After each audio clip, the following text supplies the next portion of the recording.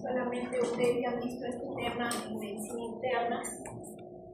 Muchos de los pacientes que llegan a emergencia con dolor abdominal, un gran grupo de ellos va a ir a manejo médico, van a venir con un dolor clásico, que es un dolor en el epigastrio.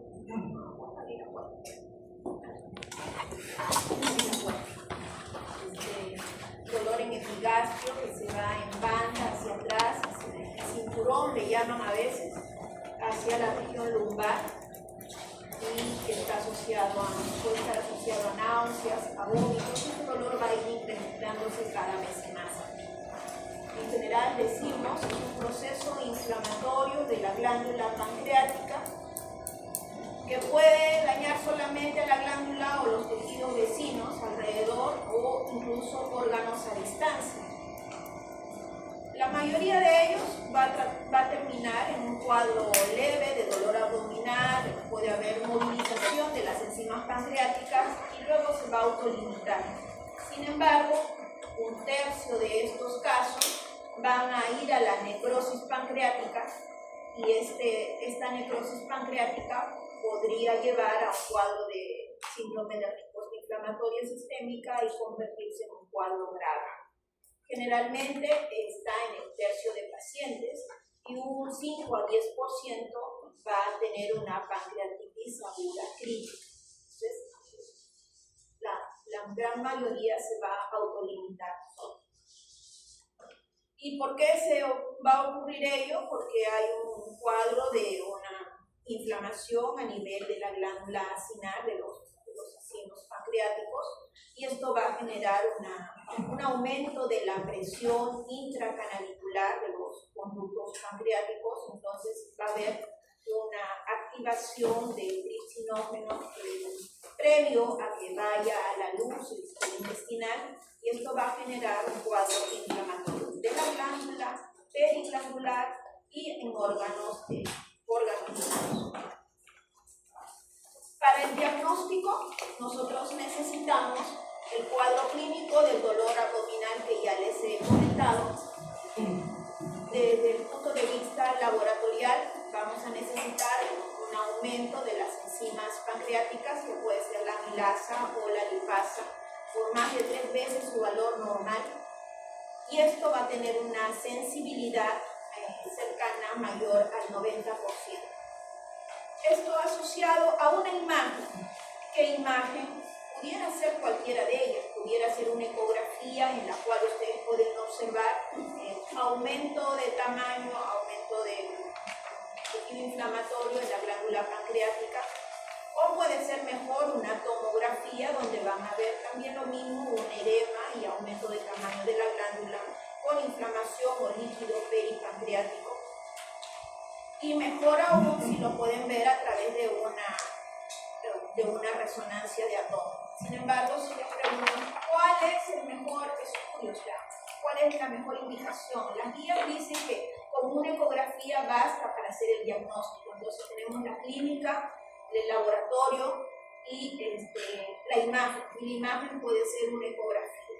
Sin embargo, a veces nosotros por facilidad, y si es que lo tenemos a disposición, podemos indicar una tomografía contrastada. La indicación de una resonancia a veces no en todos los lugares está disponible, entonces es más difícil poder indicar incluso en la emergencia una resonancia. Pero con que yo tenga una imagen que pudiera ser una ecografía es más que suficiente.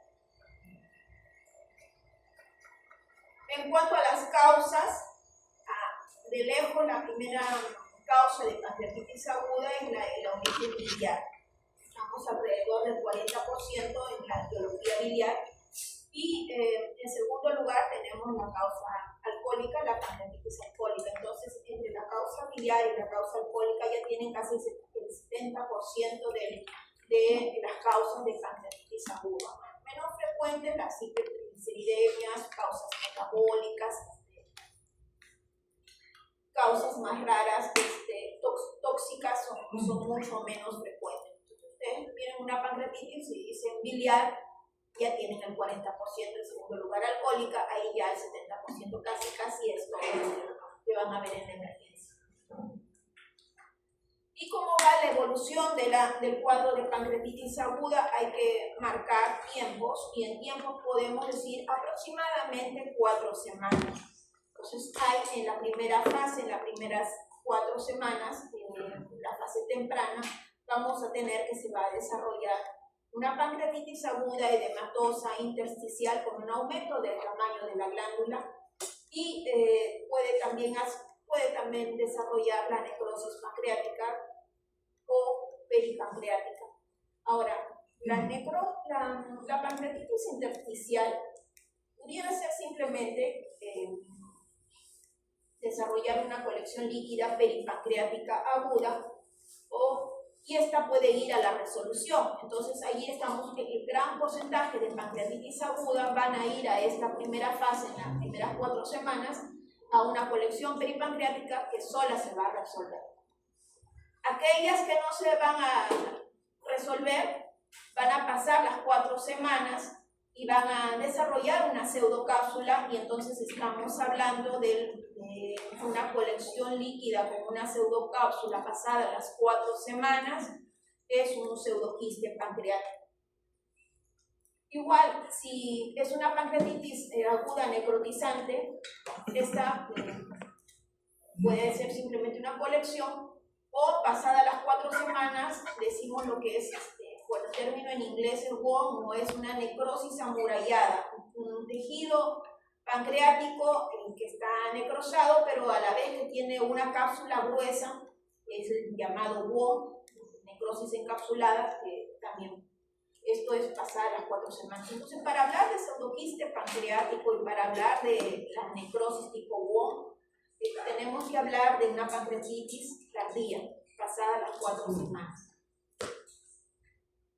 Y la infección puede estar presente desde las primeras 2 semanas y en adelante hasta pasadas las 4 semanas. Bueno, ¿qué es lo que hay que hacer? Más o menos lo que habíamos visto en el cuadro anterior. Cuando tenemos una colección peripancreática y esta da sintomatología y estamos en las primeras 4 semanas, si esta da síntomas, podemos ir al drenaje percutáneo. Si están pasadas las 4 semanas y hablamos de ya sea pseudoquiste pancreático o la necrosis amurallada tipo WOM, entonces si es un pseudoquiste y esta da sintomatología, los pseudoquistes pancreáticos que dan sintomatologías están en relación al tamaño y a la localización. Normalmente cuando tenemos un pseudoquiste de más de 5 centímetros y de localización en contacto con la cara posterior del estómago, va a haber llenura precoz o dolor o distensión abdominal. Entonces, por la sintomatología va a tener la indicación, y la indicación va a ser el drenaje que puede ser por vía ecográfica, puede ser por vía endoscópica, por vía ecográfica, por vía anterior de la pared abdominal anterior, o puede ser por vía endoscópica, también un drenaje del pseudoquiste pancreático.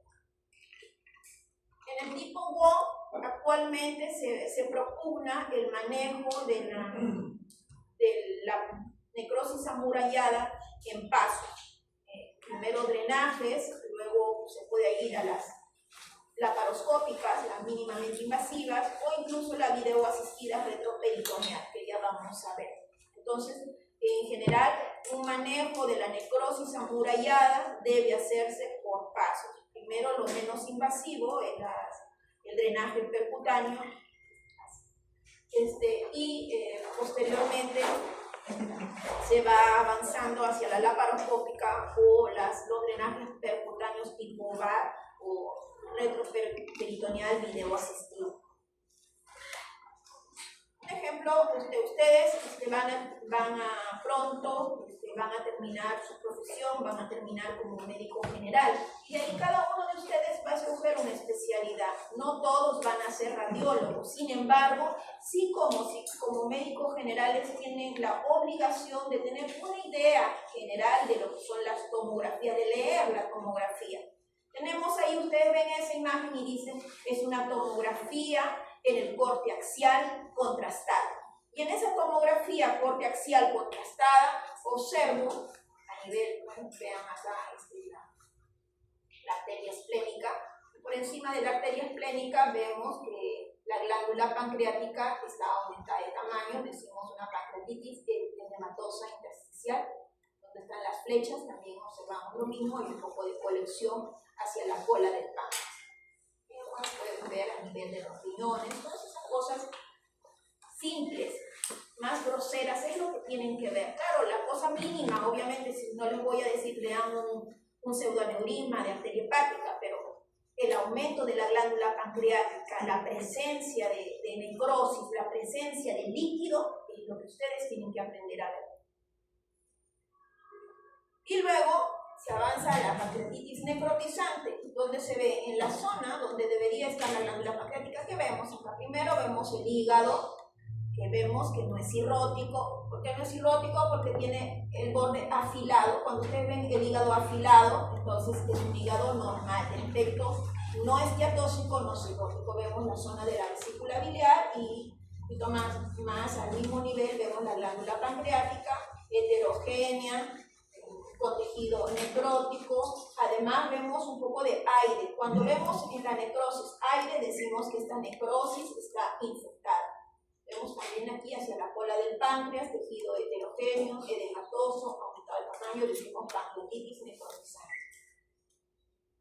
Cuando el tejido pancreático se asocia, donde están las cabezas de flecha, se ve aire, todo lo que sea negro. Si ustedes se recuerdan, cuando se ve el pulmón se ve todo negro. Todo lo que es negro en tomografía axial es aire. Entonces, si estamos viendo aire juntamente con la necrosis pancreática, decimos una necrosis pancreática infiltrada. En cuanto a complicaciones, hablamos de que las complicaciones son la falla orgánica. Y esto se ve en tres sistemas, en cardiovascular, respiratorio, renal. En el score de Marshall debe estar en puntuación 2 o más de 2 para decir que hay falla de órgano. Y entonces decimos que, de acuerdo al score de Marshall para evaluación de la pancreatitis aguda, en el score de 2 es un PAFI entre 200 a 300. Un dosaje de creatinina de 1.9, 3.2 y una presión arterial sistólica menor de 90 que no cede, que no mejora con la administración de cristaloides. Complicaciones locales, vamos a tener la colección peripancreática aguda. Si esta da sintomatología, conviene hacer un drenaje percutáneo. El pseudoquiste pancreático, ya les había dicho, normalmente con más de 5 centímetros el pseudoquiste da sintomatología. La colección necrótica aguda, cuando está en fase de WON, hay que hacer la necrosectomía en pasos escalonada. Otras disfunciones, disfunción del vaciamiento gástrico, trombosis venosa portal, esplénica y necrosis colónica. En la colección peripancreática aguda, vemos hacia la cola del páncreas, hay un líquido. Esto, si da sintomatología, hay que drenar. El pseudoquiste, hablamos de pseudoquiste porque es una cápsula que no tiene epitelio, es una cápsula que es formada por el proceso inflamatorio intraabdominal. Entonces, si vemos por la localización en esta tomografía axial, va a comprimir la cara posterior del estómago, esto va a dar llenura precoz.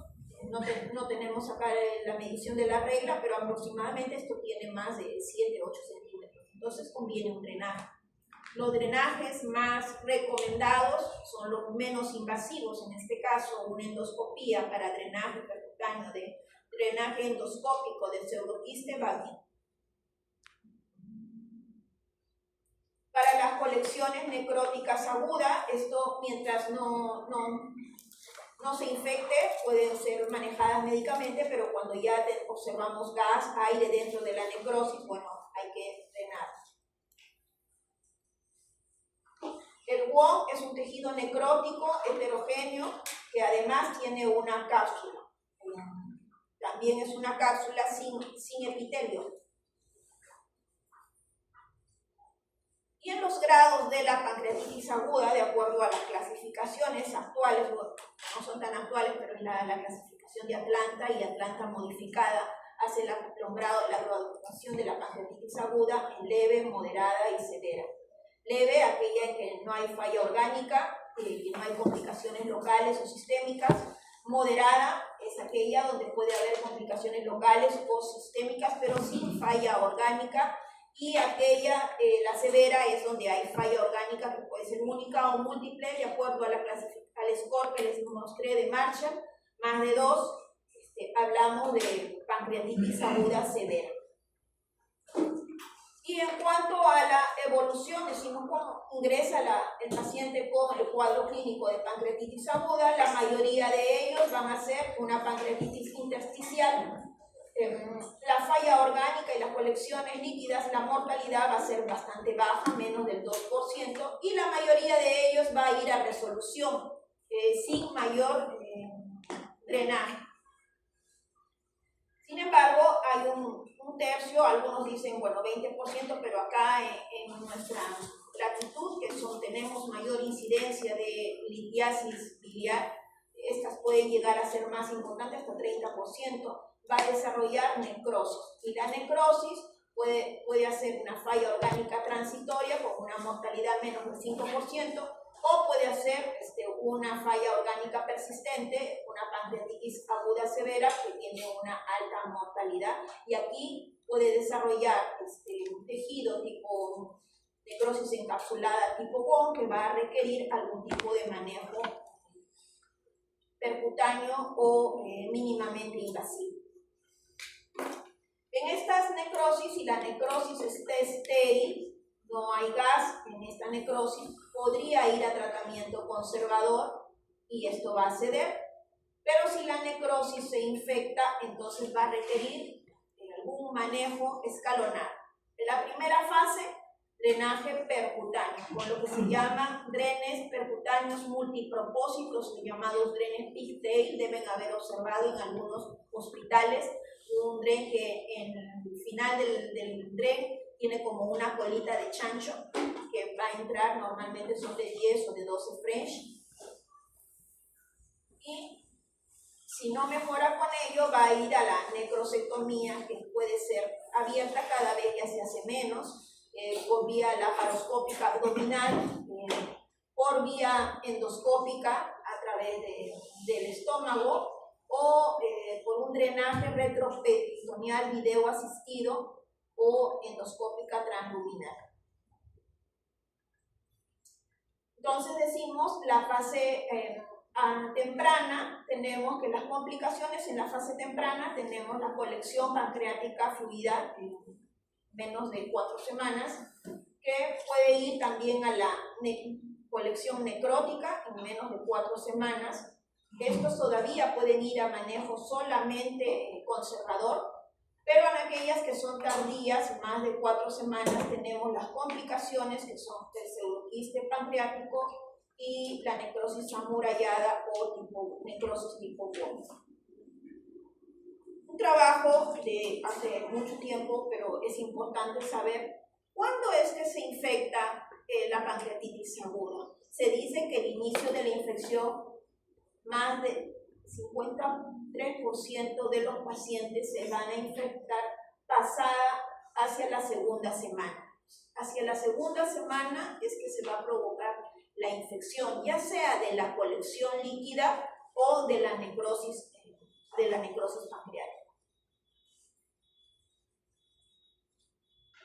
¿Cuándo hay que intervenir quirúrgicamente o percutáneamente cuando hay una complicación en la fase temprana? Si hay sangrado. El sangrado puede sobrevenir porque la pancreatitis, al activar enzimas pancreáticas, llámese tripsinógeno, estas pueden digerir la pared de arterias como la arteria esplénica, la gastroduodenal, y generar lo que se llaman pseudoaneurismas. Estos van a llevar a sangrado profuso, y que requieren una intervención quirúrgica. También el mismo CIRS, el mismo proceso inflamatorio sistémico, puede dañar las paredes del colon o las paredes del intestino delgado, y hay perforación de víscera hueca. Entonces ya no solamente la pancreatitis, sino un abdomen agudo peritoneal por perforación de víscera hueca. También puede haber el síndrome compartamental como producto de la ascitis debido al CIRS que se produce durante la pancreatitis aguda, o también isquemia intestinal por daño de las paredes arteriales de una arteria mesentérica superior, entonces va a haber una isquemia intestinal.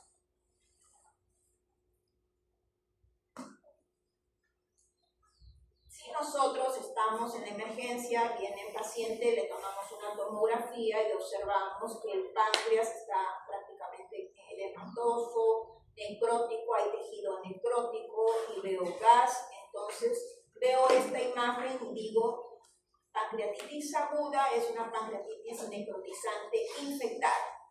Entonces, ¿qué debo hacer? Debo de drenar. Un drenaje percutáneo de esta zona y tratamiento antibiótico, que es lo recomendable.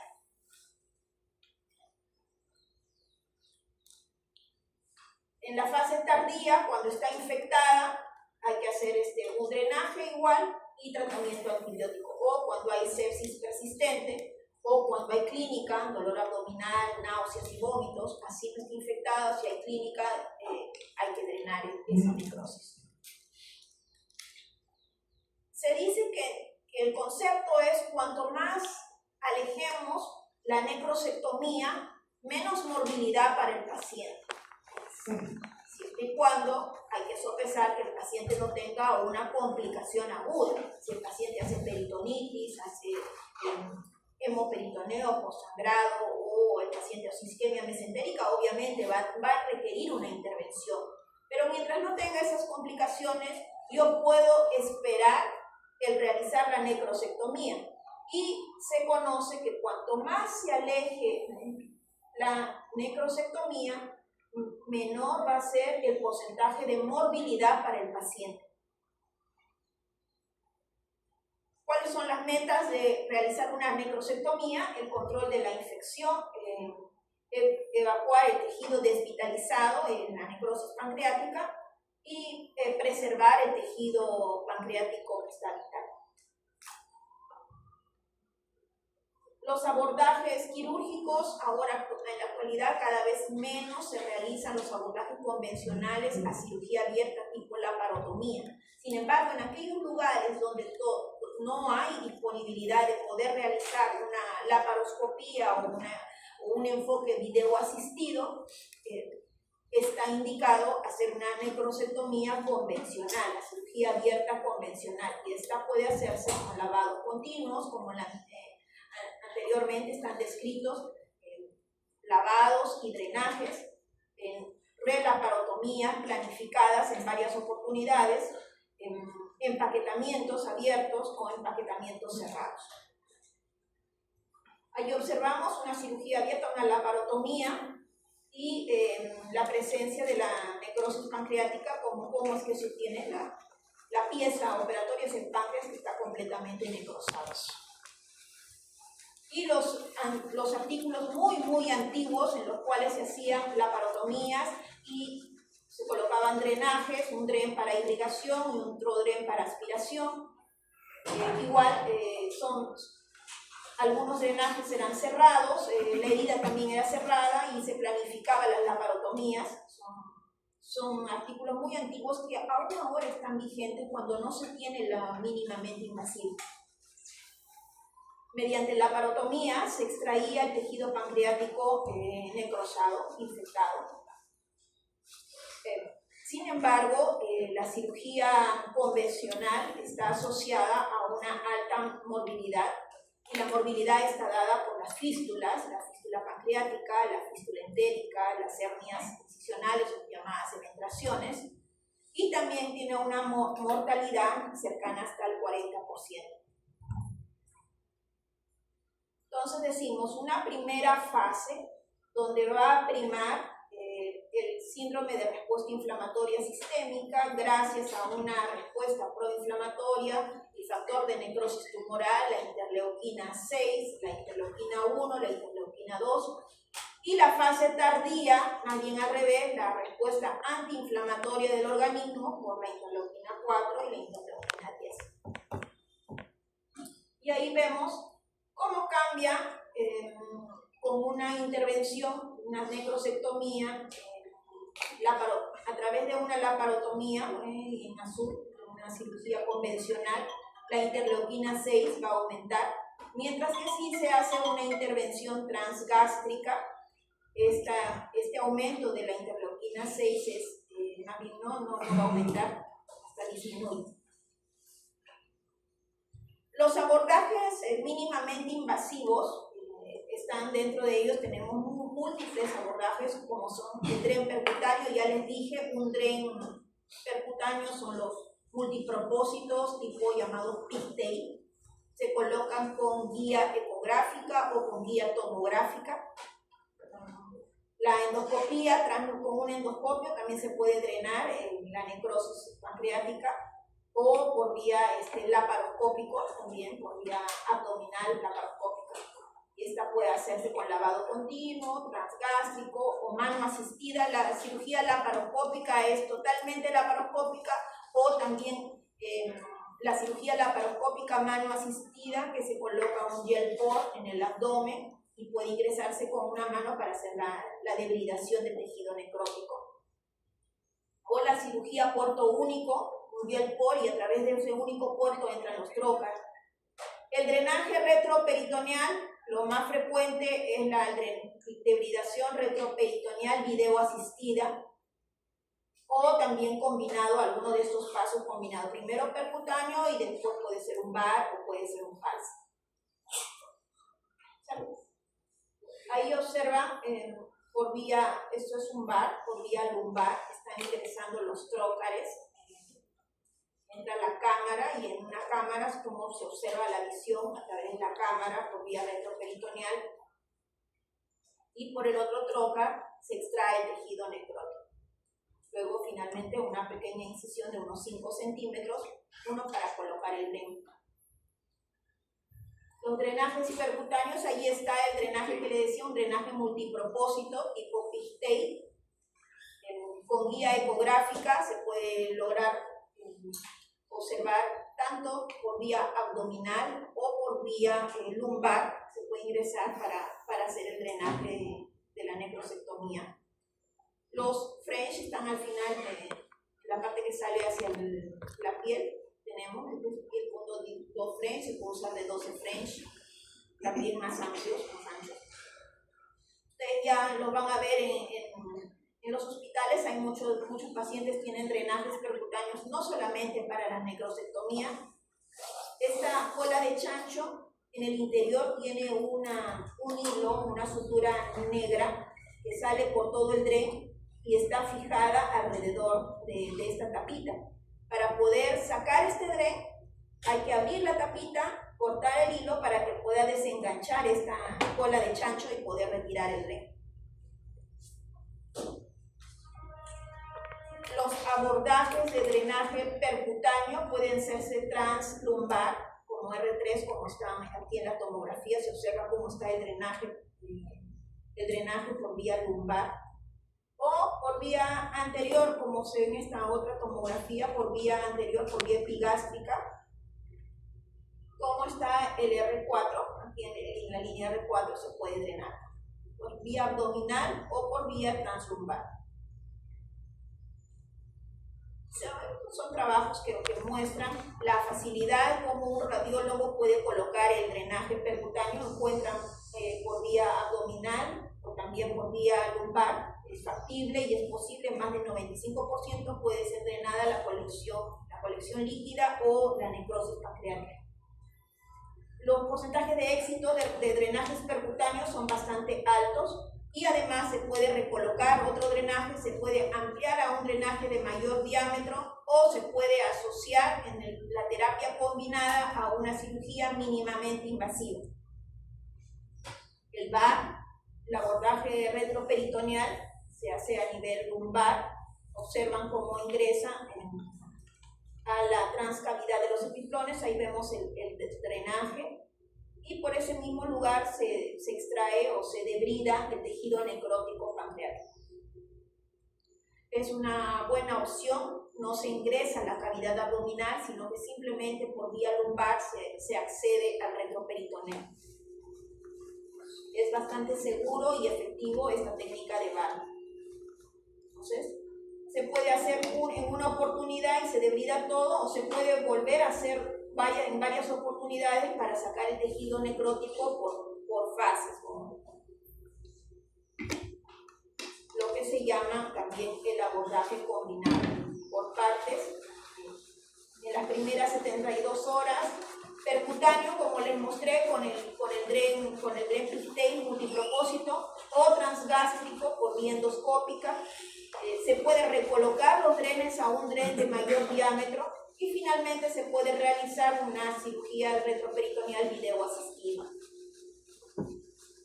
Esto nos ofrece el enfoque combinado y escalonado, nos va a ofrecer disminución. Miren, el enfoque combinado nos da una disminución de la mortalidad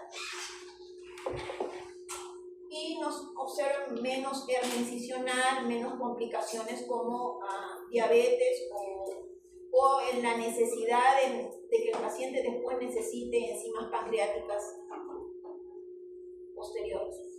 Entonces, el enfoque escalonado de utilizar para el drenaje, primero drenajes percutáneos, después drenajes videoasistidos, que pueden ser por laparoscopía o por videoasistidos a nivel retroperitoneal, ofrece disminución de las complicaciones a largo plazo y mejores utilización de los recursos. Finalmente, lo que deben de llevarse que en este manejo de la pancreatitis aguda que requiera alguna intervención, porque ya habíamos visto inicialmente que la mayor parte de ellas se va a autolimitar y solamente con manejo médico van a mejorar, pero aquellas necrosis pancreáticas que requieran alguna intervención porque se han infectado, entonces vamos a ver que los drenes son efectivos, que tratar de disminuir o alejar cuanto más la necrosectomía es mejor porque ofrece menos morbilidad, y opciones son la videoasistida o el drenaje transendoscópico. Cada vez menos van a requerir una cirugía convencional tipo laparotomía. Entonces, lo nuevo es drenar y esperar. Si requiere 1 o 2 drenajes o requiere más videoasistida, se puede realizar. Finalmente, ya es solamente para que se acuerden de la clase de pancreatitis. Antiguamente, pancreatitis aguda necrotizante, necrosectomía y hacer necrosectomías repetitivas. Ahora más bien hay que manejo médico y esperar, tratar de alejarlo lo más que se pueda la necrosectomía y, bueno, si no es necesario, luego drenar con videoasistida mínimamente.